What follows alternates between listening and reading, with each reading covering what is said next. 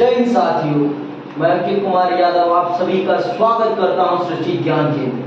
आज चल रहे हैं हम अपने चैप्टर को आगे बढ़ाने। चैप्टर आप सबको पता है, चैप्टर है आपका शीत युद्ध का दौर और आज का टॉपिक है आपका शीत युद्ध क्या है। पिछली कक्षा में हमने समझ लिया कि क्यूबा मिसाइल संकट क्या है और आज हम चल रहे हैं अपनी पाठ्य पुस्तक के अगले विषय को समझने। और ये विषय जैसे कि मैंने बता ही दिया आपको कि आज हम ये जानेंगे कि शीत युद्ध क्या है। मैंने आपको जब मैं इस चैप्टर का परिचय समझा रहा था तो मैंने इस संदर्भ में बहुत सारी चीजें आपको समझा दी थी। मैंने आपको बहुत सारी चीजें समझा दी थी। फिर भी चल रहे हैं हम इस चीज को आज पूर्ण रूप से विस्तार से समझने कि शीत युद्ध क्या है और ये शीत युद्ध कैसे हुआ और ये कब तक चला। क्यों नहीं, जब हमने परिचय दिया था तो हमने इन सारे विषयों को समझ लिया था ना। वैसे फिर भी चल रहे हैं हम आज बुक के माध्यम से पूर्ण रूप से विस्तार से समझने। चलिए प्रारंभ करते हैं पाठ्य पुस्तक के एक एक शब्द को समझते हुए अपने इस विषय को समझते हैं। तो दूसरे विश्व युद्ध का अंत समकालीन विश्व राजनीति का एक महत्वपूर्ण पड़ाव है। समकालीन विश्व, ये जो आज का विश्व है ना, इस विश्व का प्रारंभ कब हुआ? जब दूसरा विश्व युद्ध समाप्त हुआ। ये जो दुनिया आज जो दुनिया में राजनीति चल रही है, इस राजनीति का प्रारंभ कब हुआ? जब दूसरा विश्व युद्ध समाप्त हुआ। दूसरे विश्व युद्ध के समाप्ति के बाद दुनिया की राजनीति की रूपरेखा ही बदल गई। दुनिया की राजनीति की रूपरेखा ही बदल गई। अब दुनिया में साम्राज्यवाद का बोलबाला नहीं, अब यहाँ पर विचारवाद का बोलबाला है। अब जिस विचारधारा का दुनिया पे दबदबा वो सबसे ज्यादा ताकतवर। मैंने आपको पहले ही बता दिया है, इस शीत युद्ध में संघर्ष का अगर सबसे बड़ा कारण कुछ रहा है तो वो क्या रहा है? वैचारिकता। सबसे बड़ा इस शीत युद्ध में संघर्ष का कारण कुछ रहा है तो वो क्या रहा है? वैचारिकता। एक तरफ था आपका लोकतंत्र, एक तरफ था आपका साम्यवाद, एक तरफ था आपका पूंजीवाद और एक तरफ था आपका समाजवाद। समझ में बात? इसी चीज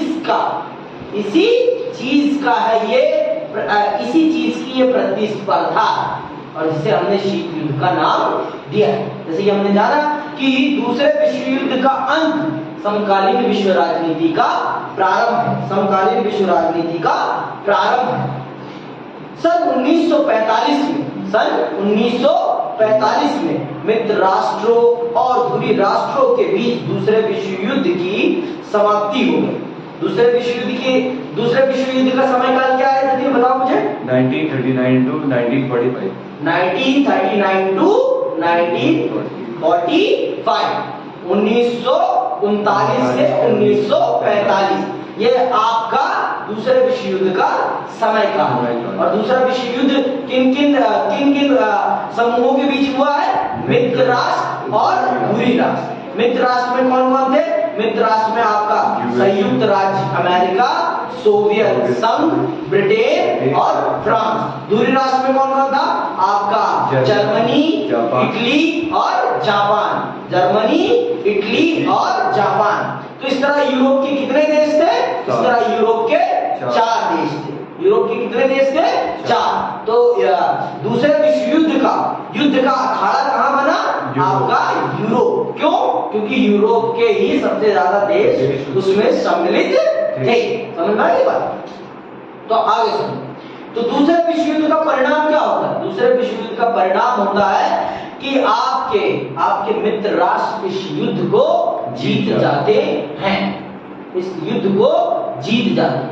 लेकिन ये जीत दुनिया के लिए सुखदायी नहीं थी।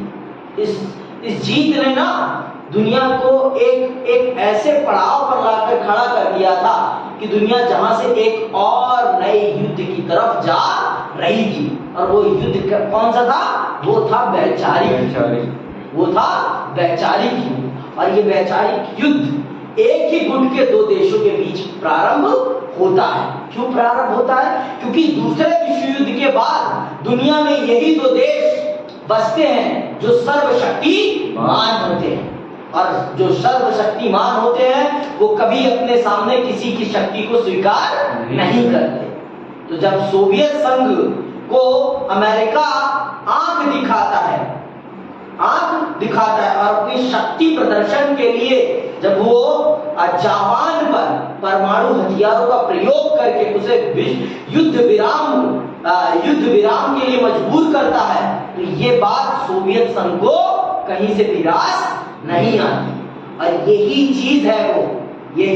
वो चीज है जिसने आपके इस शीत युद्ध को पैदा किया है, जिसने आपके इस कोल्ड वॉर को जन्म दिया है।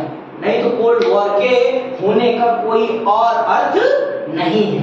इस कोल्ड वॉर के होने के पीछे कोई और कारण नहीं है। यही वो कारण है जिसके कारण आपका शीत युद्ध होता है। आगे सुनना, ठीक है। कि समाप्ति, मित्र राष्ट्रों की अगुवाई अमेरिका, सोवियत संघ, ब्रिटेन और फ्रांस कर रहे थे। दूरी राष्ट्रों की अगुवाई जर्मनी, इटली और जापान के हाथ में थी।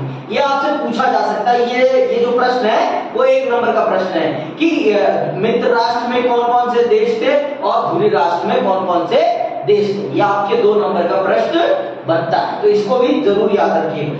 इस युद्ध में विश्व के लगभग सभी ताकतवर देश शामिल थे। उस समय की यही सारे के सारे ताकतवर देश थे और इन्हीं का पूरी दुनिया पे अधिकतम दबदबा था, क्योंकि इन्होंने ही दुनिया में अपनी सबसे ज्यादा कॉलोनी एस्टैब्लिश कर रही थी। तो जो कॉलोनीज थी वो भी इनडायरेक्टली इनमें इन्वॉल्व थी।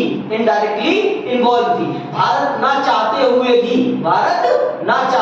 भी पहले भी विश्व युद्ध का भी हिस्सा बना और दूसरे विश्व युद्ध का हिस्सा बना। क्यों? क्योंकि वो ब्रिटेन की कॉलोनी था। वो भारत ब्रिटेन का उपनिवेशवाद था, जिस कारण से भारत ना चाहते हुए भी दूसरे विश्व युद्ध में सम्मिलित होता है और प्रथम विश्व युद्ध में भी सम्मिलित होता है। ठीक है। यह युद्ध यूरोप के बाहर के इलाकों यह युद्ध यूरोप से बाहर के इलाके में भी फैला और इसका विस्तार दक्षिण पूर्व एशिया, चीन, बर्मा तथा भारत के पूर्वोत्तर के कुछ हिस्सों तक था। इस युद्ध में बड़े पैमाने पर जनहानि और धनहानि हुई। 1914 से 1918 के बीच हुए पहले विश्व युद्ध ने विश्व को दहला दिया था, लेकिन दूसरा विश्व युद्ध इससे भी ज्यादा भारी पड़ा। जहां पहले विश्व युद्ध ने दुनिया को दहलाया था, वहीं दूसरे विश्व युद्ध ने तो दुनिया को एकदम तोड़ दिया। ऐसा था वो। पहले विश्व युद्ध ने तो दहलाया ही था, खौफ में डाला था, लेकिन इस दूसरे विश्व युद्ध ने तो दुनिया को एक ऐसा प्रहार दिया जिससे दुनिया को निकलने में एक लंबा समय लगा। समझ में आई बात? एक बहुत ही ज्यादा लंबा समय लगा इस दर्द से निकलने के लिए।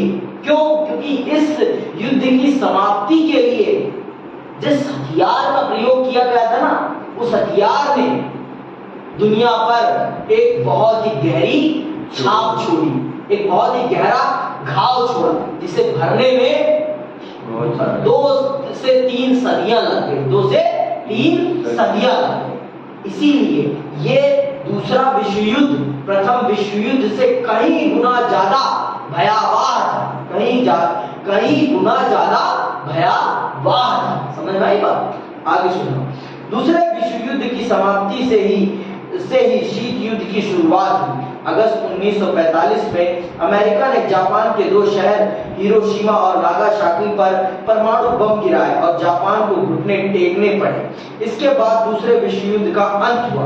परमाणु बम गिराने के अमेरिकी फैसले के आलोचकों का तर्क है कि अमेरिका इस बात को जानता था कि जापान आत्मसमर्पण करने वाला है, ऐसे में बम गिराना गैर जरूरी था। इन आलोचकों का मानना है कि अमेरिका की इस कार्रवाई का लक्ष्य सोवियत संघ को एशिया तथा अन्य जगहों पर सैन्य और राजनीतिक लाभ उठाने से रोकना था।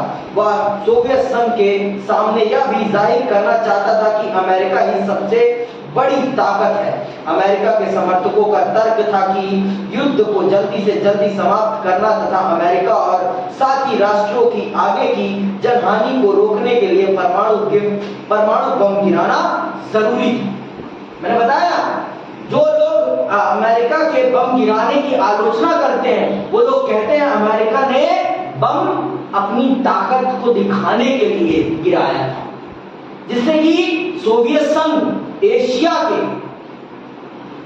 पूर्वोत्तर एशिया के देशों में अपनी पकड़ मजबूत ना कर सके और पूर्वोत्तर के एशिया के देश अमेरिका के साथ गठबंधन करने के लिए मजबूर हो जाए। जो लोग आलोचक हैं कि अमेरिका ने जानबूझ के बम गिराया, वो लोग ये तर्क देते हैं कि अमेरिका ने सिर्फ इसलिए परमाणु बम गिराया जापान के ऊपर क्योंकि जापान सरेंडर करने ही वाला था, आत्मसमर्पण करने ही वाला था। अमेरिका ने जानबूझ के बम गिराया जिससे कि इस क्षेत्र के पूर्वोत्तर के क्षेत्र के देश सोवियत खेमे में ना जाए। वो डर के खौफ के मारे जानबूझ के अमेरिकी खेमा ज्वाइन करे। लेकिन जो अमेरिका के समर्थक हैं, अमेरिका के बम के गिराने के समर्थक हैं, वो ये तर्क देते हैं कि युद्ध को जल्दी से जल्दी टालने के लिए, समाप्त करने के लिए अथवा और जनहानि को रोकने के लिए और अधिक जनहानि को रोकने के लिए बम को गिराना बहुत जरूरी था। तो अब ये आप सब पर मैं छोड़ता हूं कि आप बताएं मुझे, क्या बम गिराना आवश्यक था? क्या परमाणु बम गिराना आवश्यक था जब जापान खुद आत्मसमर्पण करने के लिए तैयार हो गया था? तो ये आप मुझे बताएं कमेंट बॉक्स में, समझ में बात। और आप यदि अपने उत्तर में ये लिखेंगे कि क्या ये बम गिराना जरूरी था अमेरिका के लिए या सिर्फ अमेरिका ने अपने शक्ति प्रदर्शन के लिए परमाणु बम को गिराया है, ये आप लोग मुझे बताएंगे कमेंट बॉक्स में और आप अपनी उत्तर पुस्तिका में मुझे लिखकर दिखाएंगे। ठीक है, आगे सुनो। विश्व युद्ध की समाप्ति के कारण कुछ भी हो, लेकिन इसका परिणाम विश्व युद्ध किसी भी कारण से समाप्त हुआ हो, लेकिन इसका परिणाम दुनिया को एक नए युद्ध के रूप में देखना पड़ता है। और वो युद्ध कौन सा होता है? वो युद्ध शीत युद्ध होता है। दुनिया का वो युद्ध जो सबसे लंबे समय तक चला है, दुनिया का वो युद्ध जो सबसे लंबे समय तक चला है। तो दुनिया का सबसे लंबा युद्ध कौन सा है? दुनिया का सबसे लंबा युद्ध शीत युद्ध है। आप क्या जानते थे इस बात को? और ऐसे ही रोचक जानकारी के लिए हमसे जुड़े आप। आगे सुनिए। यही हुआ कि विश्व राजनीति के मंच पर दो महाशक्तियों का उदय हो गया। जर्मनी और जापान हार चुके थे और यूरोप तथा शेष विश्व विध्वंस की मार झेल रहे थे। अब अमेरिका और सोवियत संघ विश्व की सबसे बड़ी शक्ति थी। दूसरे विश्व युद्ध ने दुनिया की जो और सारी ताकतें थी, उन सभी ताकतों को घुटने के बल चलने के लिए मजबूर कर दिया था। तो अब ये जान लो आप, युद्ध कभी भी किसी भी देश के लिए भलाई नहीं लाता। युद्ध हमेशा बर्बादी का कारण ही है। लेकिन हमारा पड़ोसी पाकिस्तान कभी इस बात को समझता ही नहीं है। उसे तो बस अपनी बंदूक चलाने का मौका मिलना चाहिए। हमने भी कहा है, चला ले भाई, कोई दिक्कत नहीं है, तू अपनी बर्बादी, अपनी कब्र तू खुद खोद रहा है। और आज आप देख भी रहे हो कि उनकी कब्र उन्होंने खुद खोद ली है। आज वहां टमाटर, आलू, जो मूलभूत आवश्यकता की चीजें भी है ना, वो भी आसमान के रेट पर बिक रही है। पाकिस्तान की जनता अपने पाक पर्व को भी नहीं मना पा रही है। इतनी बदतर हालत है आज वहां पर। सिर्फ किस लिए? क्योंकि वो भारत को बर्बाद करने की इच्छा रखता था। कभी किसी को बर्बाद करने की इच्छा मत रखो, कभी भी किसी, समझ नहीं बात? नहीं, आपकी बर्बादी की कब्र खुद ही खुद जाती है, समझ नहीं बात? ये बात जान लो। तो यही चीज है यहाँ पर कि इस युद्ध में, जो दूसरा विश्व युद्ध था, ये जो जापान, जर्मनी, ब्रिटेन, फ्रांस, जो इटली, जो दुनिया के दूसरे विश्व युद्ध से पहले दुनिया के ताकतवर देश थे, उनकी सारी की सारी ताकत इस विश्व युद्ध ने उनसे छीन ली और दुनिया के दो नई ताकत पैदा कर दी। हमेशा युद्ध लड़ो तो बुद्धि से लड़ो, विवेक से लड़ो, आवेश में मत लड़ो। आवेश में लड़ोगे तो हमेशा अपना नुकसान करोगे। ये बात हमें ये युद्ध सिखाता है, ये युद्ध हमें यही बात सिखाता है, समझ नहीं बात? अगर आप हथियार से हथियार लड़ाओगे तो अपना ही नुकसान करोगे, किसी और का नहीं। किसी और का आप नुकसान नहीं करने वाले हो तो सिर्फ किसका नुकसान? अपने आप का। समझ में बात? आगे सुनो। अमेरिका और सोवियत संघ विश्व की सबसे बड़ी शक्ति थे। इनके पास इतनी क्षमता थी कि विश्व की किसी भी घटना को प्रभावित कर सकते थे। तो दूसरे विश्व युद्ध के बाद ये वो दो देश थे जिनके पास ही इतनी ताकत थी कि ये दुनिया के किसी भी मामले को अपने अकॉर्डिंग अकोमोडेट कर सके, अपने अकॉर्डिंग चला सके। तो ये दोनों ही दुनिया की ताकतवर देश बन के उभरते हैं और दो महाशक्तियों के रूप में दुनिया के सामने आकर खड़े हो जाते हैं। समझ नहीं बात? दुनिया की दो महाशक्तियों के रूप में आकर खड़े हो जाते हैं। क्यों? क्योंकि उस समय इनके अलावा इतना ताकतवर और कोई भी नहीं था। जो थे वो बर्बाद हो चुके थे दूसरे विश्व युद्ध में। समझ ना? जो थे वो बर्बाद हो चुके थे। आगे सुनो। अमेरिका और सोवियत संघ का महाशक्ति बनने की होड़ में एक दूसरे के मुकाबले खड़ा होना शीत युद्ध का कारण बना। इन दोनों का एक दूसरे के मुकाबले में खड़ा होना ही शीत युद्ध का कारण बनता है। अगर एक मान लेता कि हाँ भाई चल तू ताकतवर है, मैं तेरी शक्ति को स्वीकार करता हूं, तो ये शीत युद्ध कभी नहीं होता। लेकिन कब किसी ताकतवर ने माना है कि तू मुझसे ज्यादा ताकतवर है? कभी किसी ने माना है? हाँ? पाकिस्तान बर्बाद हो गया लेकिन वो कभी मानेगा कि भारत उससे ज्यादा आगे है, भारत उससे ताकतवर है? कभी नहीं। क्यों? क्योंकि अकड़ है, हकीकत को कभी स्वीकार करना सीखा ही नहीं। और जिसने हकीकत को स्वीकार करना नहीं सीखा वो बर्बाद हुआ है, वो जलन में बर्बाद हुआ है। तो यही चीज होती है यहां पर। ये दोनों एक दूसरे के मुकाबले खड़े होते हैं कि मैं बड़ा, वो कहता है मैं बड़ा, और ये मैं बड़ा की जो होड़ होती है यही आपके शीत युद्ध का कारण बनती है। यही आपके शीत युद्ध का कारण बनती है। समझ में आई बात? आगे सुनो। शीत युद्ध शुरू होने के पीछे यह समझ भी काम कर रही थी कि परमाणु बम से होने वाले विध्वंस की मार झेलना किसी भी राष्ट्र के मुद्दे की बात नहीं थी। और कुछ लोगों का मानना था कि शीत युद्ध के प्रारंभ होने के पीछे एक कारण था परमाणु शक्ति का पैदा होना। कुछ लोग मान रहे थे कि परमाणु शक्ति से होने वाले विध्वंस को झेलने की ताकत किसी भी एक देश में नहीं है। तो इसीलिए देशों ने अपना अपना गुट बनाना प्रारंभ किया, जिससे कि अगर कभी भी परमाणु युद्ध हो तो एक साथ मिलकर उसको कमजोर किया जा सके, उसको कंट्रोल किया जा सके। समझ में की बात? इसीलिए कुछ देशों का मानना है कि इसीलिए शीत युद्ध का प्रारंभ होता है और दुनिया गुटबाजी में बढ़ती चली जाती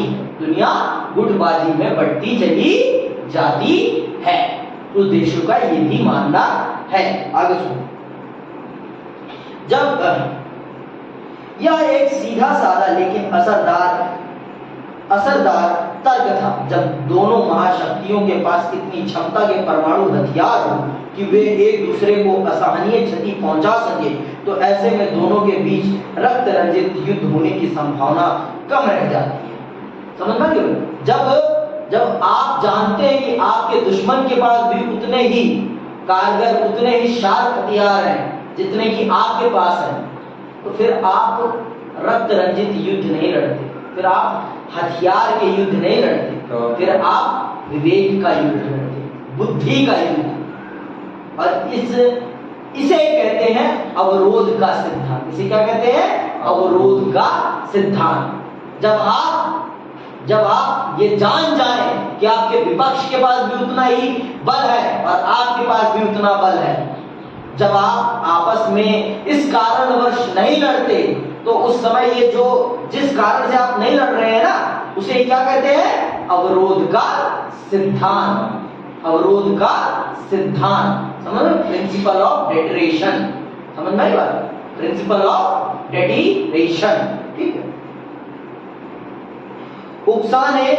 उकसाने के बावजूद कोई भी पक्ष युद्ध का जोखिम मोल लेना नहीं चाहे, क्योंकि युद्ध से राजनीतिक फायदा चाहे किसी को भी हो, लेकिन इससे होने वाले विध्वंस को औचित्यपूर्ण नहीं ठहराया जा सकता। समझ रहे? दोनों को ही पता है कि हम दोनों के पास इतनी ताकत है कि हम दोनों जब लड़ेंगे तो हम एक दूसरे को बर्बाद कर बैठेंगे। तो इसीलिए फिर दोनों फिर लड़ने की हिम्मत नहीं करते, क्योंकि वो जानते हैं कि अगर हम लड़े तो हम अपने आप को बर्बाद कर बैठेंगे। जो हम दुनिया के जो दो ताकतवर देश बने बैठे हैं ना, हम अपने आप ही अपनी ताकत को खत्म कर देंगे और हम दुनिया के नक्शे से गायब हो जाएंगे। दुनिया के नक्शे से गायब हो जाएंगे। तो ये दोनों इस बात को समझते हुए, ये दोनों इस बात को समझते हुए फिर लड़ाई को हथियार वाली नहीं रखते, फिर कौन सी रखते हैं? विचार वाली रखते हैं। विचार वाली कि अब हम लड़ेंगे विचार से, ना कि हथियार से। लेकिन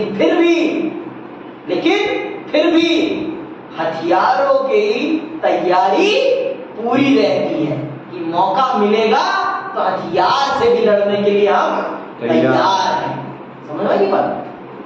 तो ये जो जब हम ये जानते हैं कि हम दोनों के पास इतनी शक्ति है और हम तब नहीं लड़ते, तो इसे ही हम कहते हैं अवरोध का सिद्धांत। अभी सुनना ध्यान से। परमाणु युद्ध की सूरत में दोनों पक्षों को इतना नुकसान उठाना पड़ेगा कि उनमें से विजेता कौन है यह तय करना भी असंभव होगा। अगर कोई अपने शत्रु पर परमाणु आक्रमण करके उसके परमाणु हथियारों को नाकाम करने की कोशिश करता है, तब भी दूसरे के पास उसे बर्बाद करने लायक हथियार बच जाएंगे। इसे रोग और संतुलन का सिद्धांत, अवरोध या रोग और संतुलन का सिद्धांत कहते हैं, जिसमें हम दोनों ये बात जानते हैं कि अगर हम दोनों लड़ेंगे तो हम दोनों बर्बाद कर लेंगे। तो इसलिए हम दोनों नहीं लड़ेंगे। और ना लड़ने का जो कारण है उसे हम क्या कहते हैं? अवरोध का सिद्धांत, रोग और संतुलन का सिद्धांत। तो अगर आपसे पूछा जाए कि रोग और संतुलन का सिद्धांत क्या है, तो आप बताएंगे कि दोनों शक्तियों के पास जब इतनी क्षमता हो कि दोनों एक दूसरे को एक समान क्षति पहुंचा सके, तो दोनों फिर रक्त रंजित युद्ध का मैदान नहीं चुनती। और न चुनने का कारण ही अवरोध का सिद्धांत होता है, क्योंकि वो दोनों जानती हैं कि अगर हम आपस में लड़ेंगे तो हम एक दूसरे को बर्बाद कर बैठेंगे और जो हमारी शक्ति है वो समाप्त हो जाएगी। तो जिस कारण से वो आपस में नहीं लड़ते। और न लड़ने का कारण क्या होता है? अवरोध का सिद्धांत। अपरोध समझ में आ गई बात? का तर्क कहा गया है। दोनों ही पक्षों के पास एक दूसरे के मुकाबले और परस्पर नुकसान पहुंचाने की इतनी क्षमता होती है कि कोई भी पक्ष युद्ध का खतरा नहीं उठाना चाहता। इस तरह महाशक्तियों के बीच गहन प्रतिद्वंदता होने के बावजूद शीत युद्ध रक्त रंजित युद्ध का रूप नहीं ले सकता। अब आपको पता चल गया ना, शीत युद्ध गर्म युद्ध में क्यों नहीं बदला, अर्थात रक्त रंजित लहूलुहान वाला युद्ध क्यों नहीं बना। क्यों नहीं बना लहूलुहान वाला? क्योंकि दोनों ये बात जानते थे कि अगर हम आपस में लड़े तो हम ये जो महाशक्ति बने बैठे हुए हैं ना दोनों, हमारी महाशक्ति हमारे पिछवाड़े से निकाल ली जाएगी। जैसे ब्रिटेन, फ्रांस, जर्मनी और इटली ने आपस में लड़कर किया ना, अगर वो नहीं लड़ते तो उनकी शक्ति आज भी कह सकते हैं कि आज भी वैसी ही बनी हो सकती थी। समझ में? आज भी वो दुनिया के सबसे ताकतवर देश हो सकते थे, लेकिन उन्होंने खुद ही अपने आप को बर्बाद किया है। अगर वो भी इस चीज को समझ जाते तो वो भी कभी नहीं लड़ते। और यूएसए ने और आपके यूएसएसआर ने इस बात को समझा और कभी भी उन्होंने इस चीज को उस लाइन को कभी क्रॉस नहीं किया जिससे कि युद्ध हो जाए। क्यूबा मिसाइल संकट में यही तो होता है ना कि वो दोनों जानते हैं कि अगर हमने आपस में लड़ाई करी तो हम जो महाशक्ति बने बैठे हुए हैं और दुनिया जो हमें फॉलो कर रही है, हम बर्बाद हो जाएंगे। तो हमें लात मारेंगे, हमें फॉलो कोई नहीं करेगा। हमें लात मारेंगे, हमें फॉलो कोई नहीं करेगा। इसीलिए तो क्यूबा मिसाइल संकट से आपको पढ़ाना प्रारंभ किया जाता है, जिससे कि आप अपरोध के सिद्धांत को समझ सकें कि क्या है रोग और संतुलन का तर्क और सिद्धांत। समझ में आई बात? आगे सुनो। इस तरह महाशक्तियों के बीच गहन प्रतिद्वंदता होने के बावजूद शीत युद्ध रक्त रंजित युद्ध का रूप नहीं ले सका। इसकी ताजगी ठंडी रही। परस्पर अपरोध की स्थिति ने युद्ध तो नहीं होने दिया, लेकिन यह स्थिति पारस्परिक प्रतिद्वंदता को ना रोक सकी। युद्ध तो नहीं हुआ, लेकिन प्रतिद्वंदता एक नंबर पर। दोनों एक दूसरे के खिलाफ गुटबाजी करते रहे, दोनों एक दूसरे के खिलाफ युद्ध की लड़ाई करते रहे, दोनों एक दूसरे के लिए से लड़ने के लिए हथियारों का आविष्कार करते रहे। ये वो समय था जिस समय दुनिया में बहुत सारे नए नए हथियारों का आविष्कार होता है। बहुत सारे नए नए हथियारों का आविष्कार होता है, बहुत सारे। आप सोच लो, अगर वही हथियार पर पैसा न लगाकर समाज के विकास पर लगाया गया होता पैसा, तो क्या होता आज स्वरूप? बहुत सारे देश आज गरीबी से मुक्त हो चुके होते। लेकिन इन दोनों देशों ने उन पैसों का क्या प्रयोग किया? दोनों देशों ने हथियारों के निर्माण पर प्रयोग किया। सिर्फ किस लिए? कि लड़ाई की आशंका है कि हम दोनों कभी भी लड़ सकते हैं। हम दोनों अपनी ताकत को बनाए रखने के लिए इन दोनों ने एक दूसरे, कहते हैं ना, प्रतिद्वंदता भी ज्यादा नहीं होनी चाहिए। किसी भी चीज की अति हानिकारक है, किसी भी चीज की अति, और इस अति ने दुनिया को बहुत बड़ा नुकसान पहुंचाया। दुनिया के देशों में शत्रुता का भाव पैदा कर दिया। एक पड़ोसी दूसरे पड़ोसी का विद्रोही बन गया। जैसे अब भारत और पाकिस्तान, भारत और पाकिस्तान की ये जो दुश्मनी इतनी ज्यादा प्रबल है, इसके प्रबल होने में शीत युद्ध का बहुत बड़ा योगदान है। शीत युद्ध का बहुत बड़ा योगदान है। ये बात जान लीजिए आगे सुनो। शीत युद्ध की प्रमुख सैन्य विशेषताओं पर ध्यान दें। इसमें दो महाशक्तियां और उनके अपने अपने गुट थे। इन परस्पर प्रतिद्वंदी गुटों में शामिल देशों से अपेक्षा थी कि वे तर्क संगत और जिम्मेदारी भरा व्यवहार करेंगे। इन देशों को एक विशेष अर्थ में तर्क संगत और जिम्मेदारी भरा बर्ताव करना। परस्पर विरोधी गुटों में शामिल देशों को समझना था कि आपसी युद्ध में जोखिम है, क्योंकि संभव है कि इसकी वजह से दो महाशक्तियों के बीच युद्ध ढल जाए। समझ में आई बात? आपके शीत युद्ध ने दुनिया को दो खेमों में बांट दिया था, दो खेमों में बांट दिया था, दो ग्रुपों में बांट दिया गया था। एक पड़ोसी को दूसरे पड़ोसी का दुश्मन बना दिया, एक पड़ोसी को दूसरे पड़ोसी को पड़ोसी का दुश्मन बना दिया। और हर दोनों गुटों के देशों से यह उम्मीद की जाती थी कि वो आपस में नहीं लड़ेंगे, क्योंकि अगर वो आपस में लड़े तो ये, और इसके कारण से इन दो महाशक्तियों के बीच में युद्ध हो सकता है। इसीलिए जो इनके छोटे छोटे ग्रुप्स थे, उनसे ये उम्मीद की जाती थी कि वो आपस में नहीं लड़ेंगे और जिम्मेदारी भरा व्यवहार करेंगे, जिम्मेदारी भरा व्यवहार करेंगे। समझ में आई बात? आगे सुनो। जब दो महाशक्तियों और उनकी अगुवाई वाले गुटों के बीच पारस्परिक अपरोध का संबंध हो तो युद्ध लड़ना दोनों के लिए विध्वंस साबित होगा। इस संदर्भ में जिम्मेदारी का मतलब था संयम से काम लेना और तीसरे विश्व युद्ध के जोखिम से बचना। शीत युद्ध ने समूचे मनुष्य जाति पर मंडराते खतरे को जैसे तैसे संभाल लिया। आपके शीत युद्ध ने मानव जाति पर जो तीसरे विश्व युद्ध का खतरा था ना, वो संभाल लिया। उसने कभी शीत युद्ध को तीसरे विश्व युद्ध में परिवर्तित नहीं होने दिया। और वो सिर्फ क्यों नहीं परिवर्तित हो पाया? अपरोध के सिद्धांत के कारण।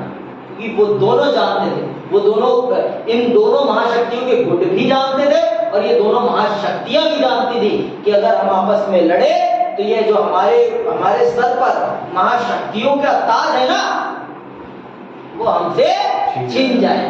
इससे बढ़िया है ना लड़ा जाए और वैचारिक प्रतिद्वंदता रखी जाए, वैचारिक प्रतिद्वंदता रखी जाए। समझ में आ गई बात? आज के लिए बस इतना ही। जय हिंद, जय भारत।